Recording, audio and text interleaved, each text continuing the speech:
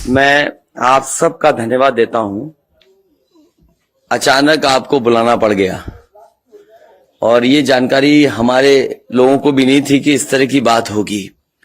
हालांकि ये सूचना मिल रही थी कि लखनऊ से जो मुख्यमंत्री उनके सबसे बड़े अधिकारी हैं और प्रमुख सचिव का जगह जगह फोन जा रहा है कि जहां भारतीय जनता पार्टी हारे वहां पर काउंटिंग स्लो करिए। मुख्यमंत्री के प्रमुख सचिव डीएम्स को फोन कर रहे हैं कि जहां बीजेपी हारे वहां पर काउंटिंग स्लो होनी चाहिए। और यही नहीं, अगर हम पिछला चुनाव देखें तो जो भारतीय जनता पार्टी की हार हुई है 47 सीटें ऐसी हैं जो 5000 के अंदर कम वोट में हुई हैं।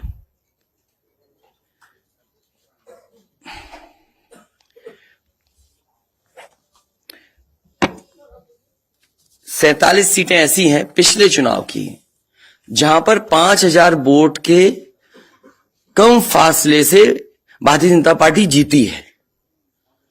और जो आज देखने को मिला है बनारस में कि जहां ईवीएम्स ले जाई जा रही थी, एक ट्रक पकड़ा गया, 2 ट्रक लेकर के भाग गए। अगर सरकार चोरी नहीं कर रही थी, ये वोट की चोरी जो नहीं कर रही थी, तो कम से कम बताए कि एक गाड़ी रोक ली, पकड़ी गई, लाइव है, अभी भी हम लाइव देख सकते हैं। 2 गाड़ियां क्यों भागी? अगर कोई चोरी नहीं थी, प्रशासन ने, सिक्योरिटी ने इतना इंतजाम क्यों नहीं किया? इतनी फोर्स है, अभी इलेक्शन की फोर्स गई नहीं है यूपी से, तो आखिरकार अधिकारी क्यों नहीं कर रहे थे? क्या वजह है कि बिना सिक्योरिटी, बिना इतने इंतजाम के ईवीएम्स जा रही हैं? और ईवीएम्स के बारे में ये मानना है कि किसी भी वेयर हाउस में रखी हो या किसी भी स्ट्रांग रूम में रखी हो, तो बिना प्रत्याशी के जानकारी के आप मूव नहीं कर सकते हैं। अगर आपको ईवीएम्स को मूव करना है तो कम से कम जो प्रत्याशी चुनाव लड़ रहे हैं उनकी जानकारी में होना चाहिए। और सोचिए, मुख्यमंत्री आवास से प्रमुख सचिव, मुख्यमंत्री जगह जगह फोन कर रहे हो और डीएम्स को बता रहे हो। ये घबरा गए उसी दिन जिस दिन अखबारों में कुछ जगह आया कि कहीं पार्क की सफाई हो रही है, कहीं घर की सफाई हो रही है।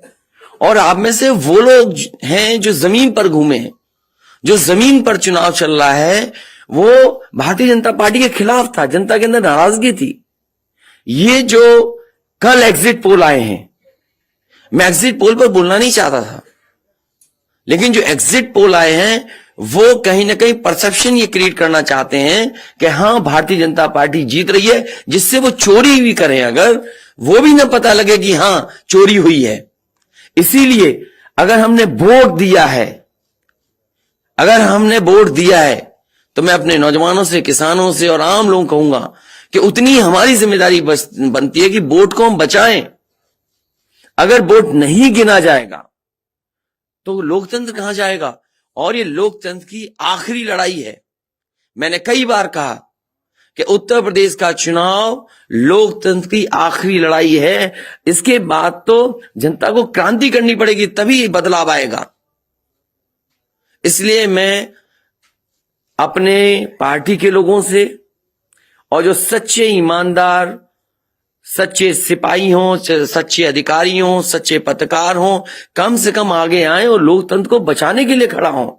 और मैं अपनी पार्टी के लोगों से कहूंगा कि जब तक काउंटिंग ना हो जाए तब तक कम से कम ये नजर रखें और लगातार निगरानी रखें कि कैसे वोट बचाया जा सकता है, कैसे जहां पर मशीनें रखी हैं कोई किसी का आना जाना ना हो। ये लोकतंत्र के लिए बहुत ही खतरे का समय है। जो दल हार गया, अब उसके बस में यही है जो अब करने जा रहे हैं। ये जितने कुछ एग्जिट पोल हुए हैं वो इसीलिए हुए हैं कि अगर वो चोरी भी करें तो शायद नजर ना आए। अब ईवीएम्स पकड़ी गई हैं, बहाना कोई ना कोई अधिकारी बताएंगे कि हम ईवीएम्स इसलिए ले जा रहे थे। आखिरकार फोर्स के साथ क्यों नहीं ईवीएम्स जा रही थी? ये तो ईवीएम की एक बनारस की जो अभी भी लाइव चल रहा है वो घटना है।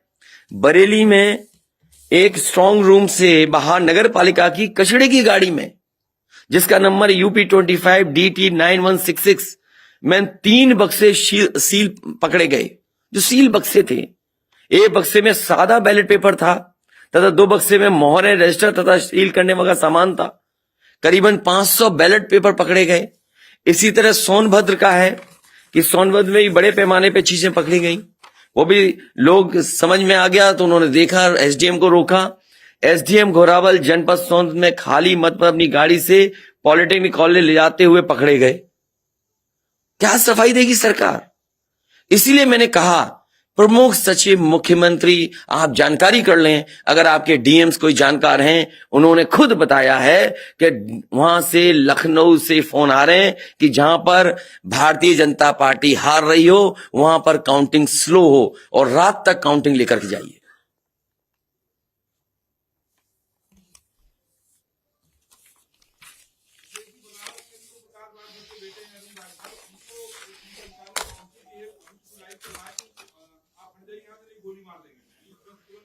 तो मैंने आपसे कहा कि ये लोकतंत्र का आखिरी चुनाव है। इसके बाद तो जिस तरीके से आजादी के लिए लड़ाई लड़ी गई थी उसी तरह की हमें और आपको क्रांति करनी पड़ेगी। मैं तो अपने नौजवानों से अपील करूंगा कि जहां किसान इतने साल बैठे रहे तब सरकार झुकी। कम से कम 3 दिन लोकतंत्र के अखंड प्रहरी बनकर के EVMs को बचाएं और चुनाव को बचाएं।